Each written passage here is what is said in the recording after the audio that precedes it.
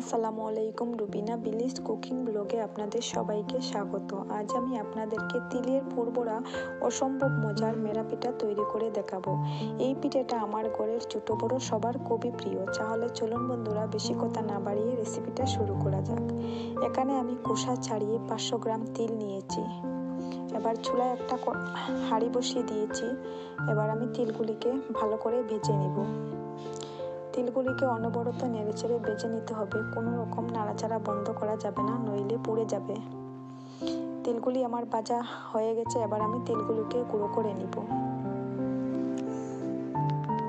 তিলগুলিকে আমি গুঁড়ো করে নিয়েছি। এবার আমি এতে দিয়ে দিব স্বাদ মতো লবণ, দিয়ে দিব পরিমাণ মতো আখের গুড়। মিষ্টিটা আপনারা যে যার পরিমাণ মতো দিবেন। এবার গুড় আর তিল একসঙ্গে মিশিয়ে নিব।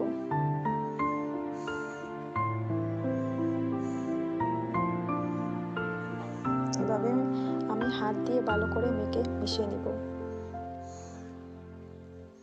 এবার আমি অল্প জল দিয়ে ভালো করে মিশিয়ে নিব। এতে করে গুড়টা খুব সহজেই গলে যাবে। তো এইভাবে ভালো করে মেখে মেখে মিশিয়ে নিতে হবে।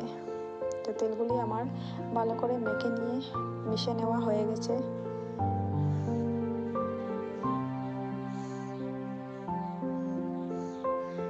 এখানে আমি 1.5 কেজি চালের গুঁড়ো নিয়েছি। এবার গুঁড়িগুলিকে হালকা ভেজে নিব। চুলায় একটা হাঁড়ি বসিয়ে দিয়েছি। এবার অল্প অল্প করে গুঁড়ি আমি ভেজে নিব। অনবরত নেড়েচেড়ে গুঁড়িগুলিকে ভেজে নিতে হবে, নইলে নিচে থেকে পুড়ে যাবে। এরকম নাড়তে নাড়তে যখন খুব সুন্দর একটা গ্রান বের হয়ে আসবে, তখনই বুঝে নিতে হবে গুঁড়িগুলি ভেজে নেওয়া হয়ে গেছে। তো এইভাবে ভাপ বের হলেই বুঝে নিতে হবে গুঁড়িগুলি ভেজে নেওয়া হয়ে গেছে। এবার গুঁড়িগুলিকে আমি চুলা থেকে নামিয়ে ঢেলে নিব। একইভাবে বাকি গুঁড়িগুলিও আমি ভেজে নিব। সবগুলি গুঁড়ি আমার ভেজে নেওয়া হয়ে গেছে। এবার অল্প অল্প ফুটানো গরম জল দিয়ে আমি একটা ডো তৈরি করে নিব। প্রচণ্ড গরম থাকার কারণে হাত লাগানো যাচ্ছে না, তাই একটা নাড়ুনি দিয়ে আমি জল মিশিয়ে নিব গুঁড়ির সাথে নেড়ে নেড়ে।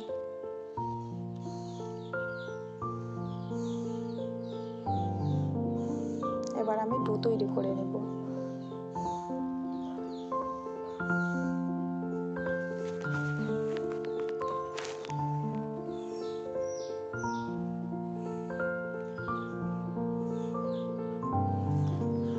এইভাবে আমি ডো তৈরি করে নিয়েছি। এবার তিলের মিশ্রণটাকে আমি ছোট ছোট বল বল করে নিব। এতে করে পিঠেগুলি বানাতে অনেক সুবিধা হবে।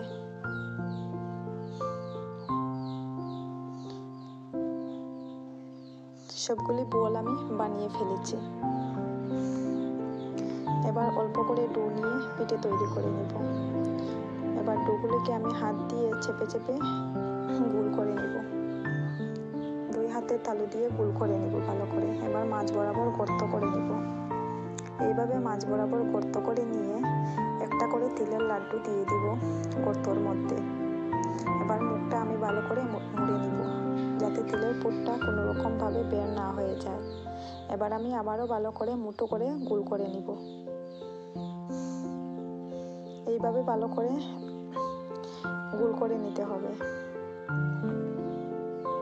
যাতে করে পুরটা কোনোভাবে বের না হয়। তো একটি পিঠে আমার তৈরি করে নেওয়া হয়ে গেছে। এবার আবারও অল্প আমি ডো তৈরি নিব।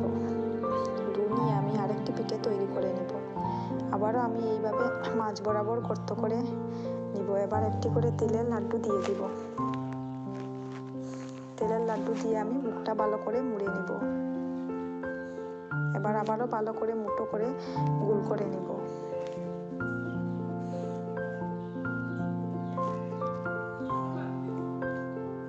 পিঠেটা আমার তৈরি করে নেওয়া হয়ে গেছে।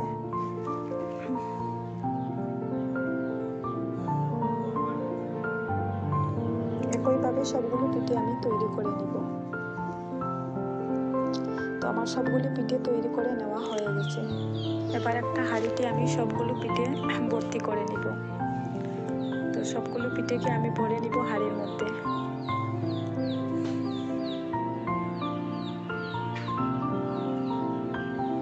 সবগুলো পিঠে আমার হাঁড়ির মধ্যে ভরে নেওয়া হয়ে গেছে। এবার একটা সুতির কাপড় দিয়ে মুখটা আমি ভালো করে শক্ত করে মুড়ে নিব।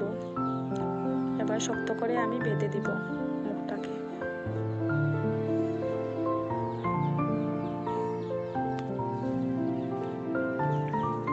শক্ত করে বেঁধে নেওয়া হয়ে গেলে আমি চুলার মধ্যে একটা হাঁড়ি বসিয়ে অর্ধেক পরিমাণ জল দিয়ে দিয়েছি হাঁড়ির। এবার জলটাকে গরম করে আমি সেই পিঠের হাঁড়িটাকে আমি উল্টে রেখে দিব জলের উপরে।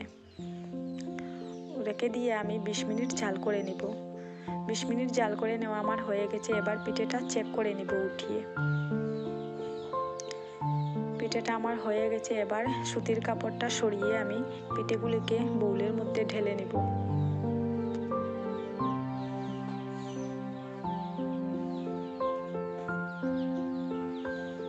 পিঠেগুলি আমার হয়ে গেছে একেবারে বাউলের মধ্যে আমি ঢেলে নিয়েছি।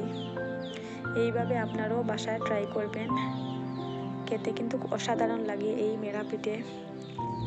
রেসিপিটা যদি ভালো লাগে থাকে লাইক, কমেন্ট, শেয়ার এবং আমার চ্যানেলটিকে সাবস্ক্রাইব করতে ভুলবেন না। আজ এখানেই বিদায় নিচ্ছি। আল্লাহ হাফিজ।